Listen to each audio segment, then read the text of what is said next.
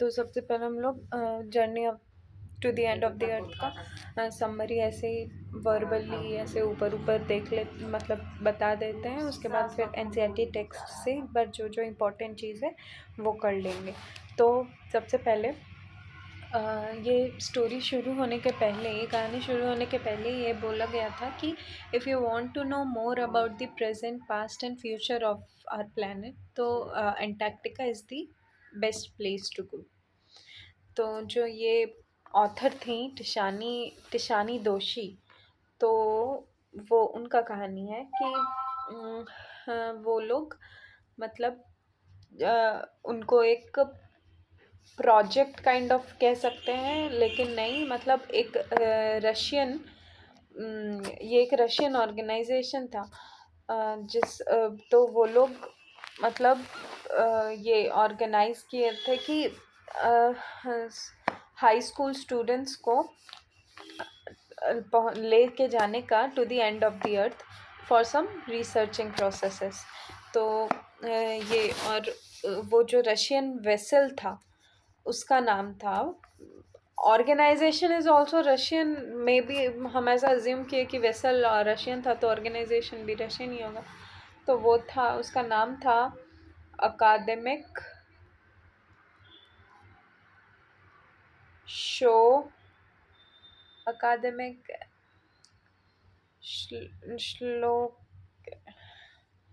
ऐसा करके श्लोक किसकी, शायद श्लोक किसकी, आई डोंट रिमेम्बर, शायद तो फिर वो लोग, और ये स्टोरी जो है 3 बात के बारे में बताता है। सबसे पहला जो है वो हिस्ट्री, और दूसरा जो है वो मतलब हिस्ट्री ऑफ वो अंटार्कटिका जो था। उसके बाद फिर ये ह्यूमन इम्पैक्ट के बारे में, और फिर walk on the ocean.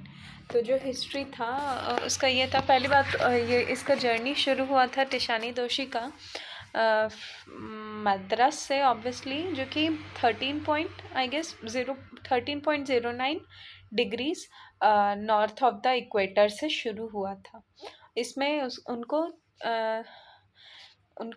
9 time zones को पार करना पड़ा था, 6 चेक पॉइंट्स को पार करना पड़ा था, 3 वाटर बॉडीज़ को और बहुत सारे इकोस्फेयर्स को।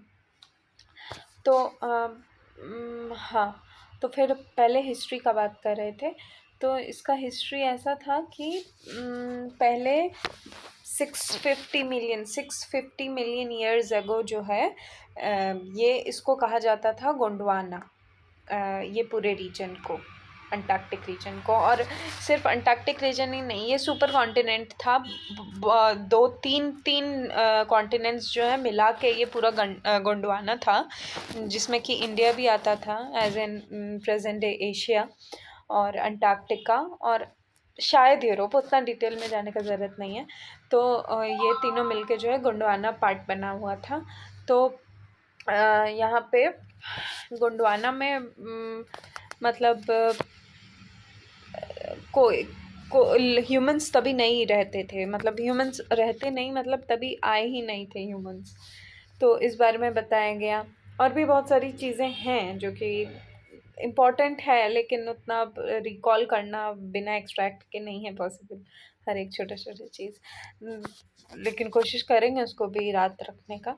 लेकिन उसके बाद फिर बात करते हैं ह्यूमन इम्पैक्ट के बारे में। तो उसमें ओवरऑल हम ऐसे रफली बता दे रहे हैं कि ये ह्यूमन इम्पैक्ट में ये चीज़ हुआ था कि कह सकते हैं कि वो जो आजकल लोग कर रहे हैं इतना ग्लोबल वार्मिंग, तो उससे ये थ्रेट है कि मतलब ये डर है, थ्रेट नहीं, डर है कि कहीं अगर जो ग्लेशियर्स हैं वो मेल्ट हो जाएं, और मतलब जो भी हम लोग कर रहे हैं छोटा से छोटा चीज़ वो वहाँ पे क्लियरली दिख जाएगा, क्योंकि अंटार्कटिका में कोई डाइवर्सिटी, मतलब कोई और बायोडाइवर्सिटी है ही नहीं, ठीक है, कोई ऑर्गेनिजम्स है ही नहीं, ज़्यादा से ज़्यादा वो जो का क्या नाम, मच्छर जैसा होता है, मिक्स्ड क्या, वो ऐसा करके कुछ, ब्लू व्हेल्स, ये सब पाए जाते हैं। अभी एनसीईआरटी टेक्स्ट देखेंगे ना तो वो याद आ जाएगा। तो फिर वो उसमें उसमें वहाँ पे अंटार्कटिका, एक मिनट कहाँ थे, ह्यूमन ह्यूमन इम्पैक्ट में तो फाइटोप्लैंक्टन्स के बारे में भी बात किया गया है कि फाइटोप्लैंक्टन्स जो कि इतना छोटा माइक्रोस्कोपिक ऑर्गेनिज्म होता है, और वो सोलर एनर्जी लेता है कार्बन एब्जॉर्ब करने के लिए, और फिर वो फोटोसिंथेसिस का प्रोसेस होता है ऐसे ही। तो वो सब भी, अगर ग्लोबल वार्मिंग बढ़ा तो वो सब भी ख़त्म हो जाएगा, और फिर ये छोटी छोटी चीज़ें जो है हम लोग को बड़े बड़े चीज़ के तरफ लेके जाएंगी। तो हमें छोटी छोटी चीज़ों का ध्यान रखना चाहिए ताकि हम बड़े बड़े चीज़ के ऊपर अपने आप वो ध्यान छोटी छोटी चीज़ें ही रख लेंगी। उसके बाद आता है वॉक ऑन द ओशन। तो क्या हुआ था, ये इसमें क्या बात है, क्योंकि जब वो लोग जा रहे थे तो पेनिनसुला और टैडपोल आइलैंड के बीच में जो है उनका शिप जो है वो फंस गया था। तो फिर सारे लोगों को उतारा गया था नीचे, और फिर उनको मतलब नीचे उतार दिया गया था। तो वो बेसिकली आइस था, जो ओशन था वो आइस में तब्दील हो गया था। तो वो जो है वहाँ पे, इसीलिए ये वाला पोर्शन को वॉक ऑन द ओशन कहा गया है। और फिर यहाँ पे वॉक ऑन द ओशन में और हुआ था कि यही सब बताया गया है कि जैसे वो तिशानी जो है, वो लोग सब कोई 52 और लोग के साथ जो है वो उतरे थे, और फिर बस वही सब, और कैसे ये सब चीज़ें हम लोग को समझनी चाहिए। और फिर ये भी बताई थी कि हम लोग वहाँ गए थे क्योंकि और जो भी टीनेजर्स थे साथ में हमारे,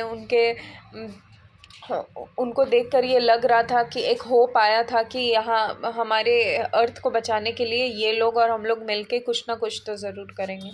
और हाँ, एक और चीज़ इम्पोर्टेंट था कि जो फाउंडर थे उसके अकादमी श्लोक, जो भी था अकादमी करके, जो रशियन ऑर्गेनाइजेशन था, उसके फाउंडर थे जी ऑफ कैनन करके, शायद अभी एनसीईआरटी देखेंगे तो फिर वो हो जाएगा।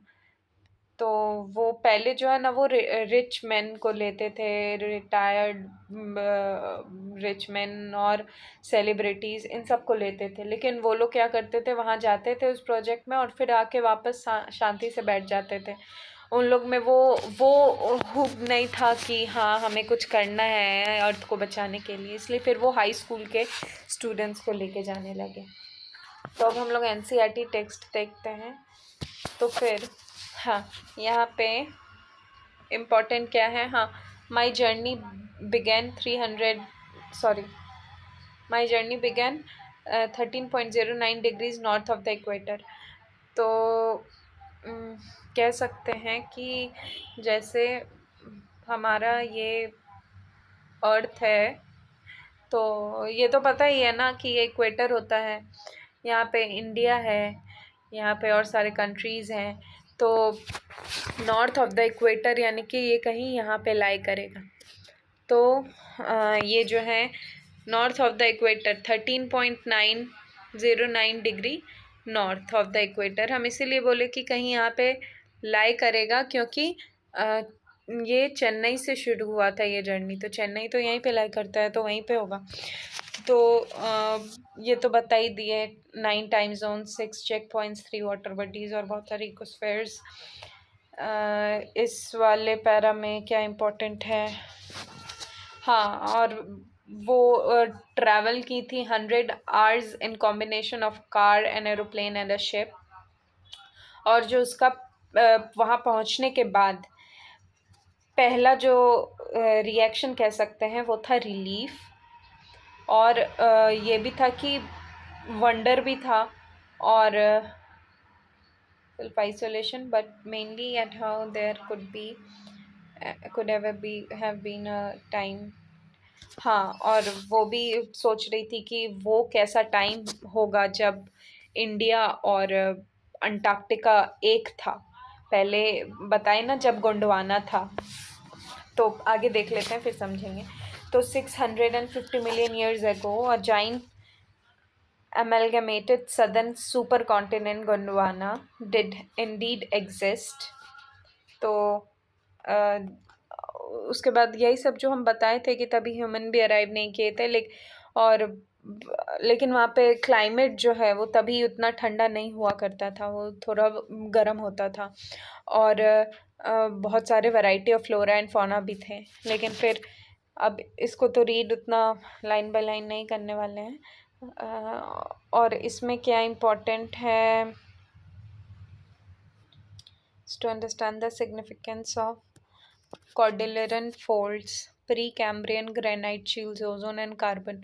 हाँ, तो अंटार्कटिका को विज़िट करना अब ये इसलिए इतना किया जा रहा है, जो इम्पोर्टेंस है कॉर्डिलेरन फोल्ड्स, ये एक माउंटेन रेंज है, और ग्रेनाइट शील्ड्स, ये भी बहुत पुराना ग्रेनाइट शील्ड है। ओजोन और कार्बन के बारे में चिंता करना अब इम्पोर्टेंट हो चुका है हमारी पृथ्वी को बचाने के लिए। उसके बाद इसमें और क्या है, southern America drifting off to North America, opening up to Drake Passage to create a cold circumpolar current. हाँ, तो इस लाइन को कैसे समझेंगे, तो यहाँ पे ना जो हमारा अर्थ है, ये मैप देखेंगे तो जो यहाँ नॉर्थ अमेरिका है, यहाँ साउथ अमेरिका है, यहाँ यूरोप है, यहाँ एशिया है, यहाँ अंटार्कटिका है, और सॉरी यहाँ ऑस्ट्रेलिया है, यहाँ ऑस्ट्रेलिया है और यहाँ अंटार्कटिका है, और छोड़ो ना, और जो भी एक है यूरोप, एशिया, अफ्रीका इधर है। तो फिर ये वाला जो रीजन है, ये जो साउथ अमेरिका है, ये पहले थोड़ा नीचे था, अब जो है ये ऊपर की तरफ शिफ्ट हो रहा है। तो ऊपर की तरफ जो शिफ्ट हो रहा है तो ये नॉर्थ अमेरिका में मिल रहा है। तो इस साउथ अमेरिका और अंटार्कटिका के बीच में ये गैप बन चुका है, जिसको हम लोग ड्रेक पैसेज कहते हैं। और इस गैप में जो वाटर बॉडी है वो बहुत बहुत बहुत ज़्यादा ठंडा होता है, मतलब वो बहुत ज़्यादा कोल्ड करंट भी प्रोड्यूस करता है। इसीलिए अंटार्कटिका अब जो है ज़्यादा, मतलब पहले के मुताबिक, पहले जैसे गोंडवाना के समय तो वार्म हुआ करता था, लेकिन अब के समय में ये बहुत ज़्यादा ठंडा हो गया है। तो यहाँ पे ये है। और जो हम लोग की जो ऑथर है उसको सन वर्शिपिंग, मतलब उनको भी सन वर्शिपिंग करने का था, उनका मतलब आदत था, जो भी कह लो। तो जो भी सूरज को पूजते हैं उनके लिए तो ये प्लेस मतलब पूरा आइस से ढका होता है, तो यहाँ तो पॉसिबल नहीं है। उसके बाद इधर क्या इम्पोर्टेंट है, markers, no trees, billboards, buildings, कुछ यहाँ पे वो सब नहीं मिलेगा, ट्रीज, बिलबोर्ड्स, बिल्डिंग्स वगैरह कुछ नहीं मिलेंगे थोड़े। हाँ, हम बता रहे थे ना, मिडजेस, हाँ मिडजेस, माइट्स और ब्लू व्हेल्स। मिडजेस मच्छर जैसा होता है, माइट्स भी कोई छोटा सा ऑर्गेनिज्म होता होगा, और ब्लू व्हेल्स तो जानते ही हैं। और आइसबर्ग जो चट्टान जैसा होता है बर्फ़ का, वो बहुत बड़े बड़े चट्टान होते हैं। और एक तो लार्जेस्ट जो रिकॉर्ड किया गया था वो बेल्जियम के जितना था। उसके बाद और इधर नहीं है कुछ ऐसा। उसके बाद ह्यूमन इम्पैक्ट में हम बताए ही थे, जो है क्लाइमेट की तरफ हम, मतलब ये क्लाइमेट चेंज जो है वो आजकल सबसे ज़्यादा मतलब चर्चित टॉपिक है। और ये भी कहा जाता है कि वेस्ट एंटार्कटिक आइस शीट जो है वो क्या होगा, क्या वेस्ट एंटार्कटिक आइस शीट जो है वो पूरा मेल्ट हो जाएगा, या गल्फ स्ट्रीम जो है, ओशन का करंट जो है वो डिसरप्ट हो जाएगा, कि तो ये सब क्वेश्चन ऑथर जो है जताती हैं, और फिर आंसर भी करती हैं कि हो भी सकता है, नहीं भी हो सकता है, कुछ कहा नहीं जा सकता है अभी। तो ये सब। उसके बाद हाँ, स्टूडेंट्स ऑन आइस इस प्रोग्राम का नाम था। और शोकैल्स्की, हाँ शोकैल्स्की था। तो हाई स्कूल ये भी बता दिए कि पहले यहाँ पे जियोफ ग्रीन है, हाँ बताए थे ना जियोफ ग्रीन। तो पहले ये सब रिटायर्ड और रिच मैन को लेते थे, लेकिन अब जो है स्टूडेंट्स हाई स्कूल, ये सब भी बता दिए हैं। ये फाइटोप्लैंक्टन के बारे में भी हो गया बात। अब जो है यहाँ, हाँ ये देख लेना कि Antarctic circle eight 65.55 degree south. Antarctic circle जो है वो एग्जैक्टली शायद 66 point around like 35 degrees south है। लेकिन ये लोग जब पहुँचे थे 65.55 डिग्री साउथ पे, तो फिर पेनिनसुला और टैडपोल आइलैंड के बीच में इनका शिप जो है मतलब वेज हो गया था, फंस गया था। तो फिर जो है बता दिए, कैप्टन डिसाइड किए थे इन लोग को, फिर नीचे उतारे थे वहाँ से हटाने के लिए। वो लोग डिसाइड किए to turn around and head back north. तो फिर उसके बाद फिर ये लोग 52 लोग थे। उसके बाद यही सब है, बस देख लो और फिर क्या ही है, और कुछ नहीं है, ये सब तो बता ही दिए कि हाँ us teenagers who still have the idealism to save the world, all I can say is that a lot can happen in a million years, but what a difference a day makes। हाँ कि million सालों में बहुत कुछ हो सकता है, लेकिन एक दिन में क्या ही डिफरेंस होगा। तो यही सब है, बस चैप्टर ख़त्म।